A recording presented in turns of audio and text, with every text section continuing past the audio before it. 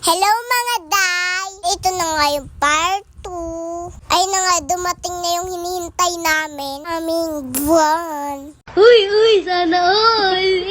Chart lang guys, na-rent lang namin yung van. Nakaalis na nga kami guys, pupunta na kami ng swimming. Masarap pa naman yung swimming, maglangoy-langoy dun. Pero, ang mapangit lasa yung swimming. Sakit sa mata, masakit sa ilong pag napasok yun. Masakit talaga yung ma-update ngayon. Oh no! Guys, malayo pa lang swimming. Nakatulog kami ditong lahat kasi matagal pa yung swimming. Malayo talaga yun. Kaya nandiyan na kami. Kitang-kita nyo ba yun, bundok? Alis nga kami guys ng gabi guys. Kaya ayun, ang ganda ng umaga na. Buti naman. Hindi nga sila mamami guys. Nagmotor lang sila kasi puno na yung bani. Kaya nagmotor na lang sila. Hindi lang sila nagban.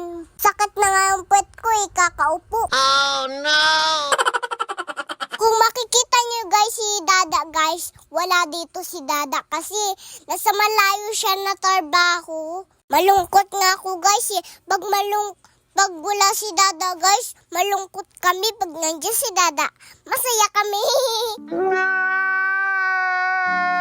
Sana sa sunod si Dada kasama na kasi si Dada yung nabubuhat sa akin. Gusto ko pa naman siyang malalim para makita ko yung apaw.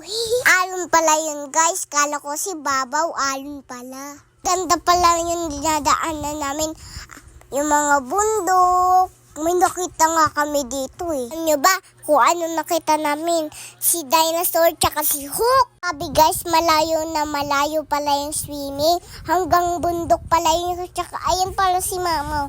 Nagpapaganda siya. Ayan. Umiting nga siya. Ayan si Kali yun. Kali-kali guys, maharot yan.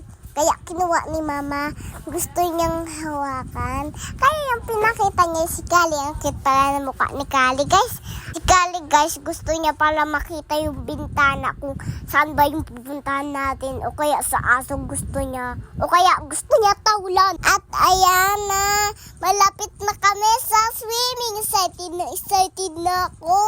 Mauwi naman din kami dyan agad guys. Huwag kayong mag-aantay. Na-miss nyo ba ako nun?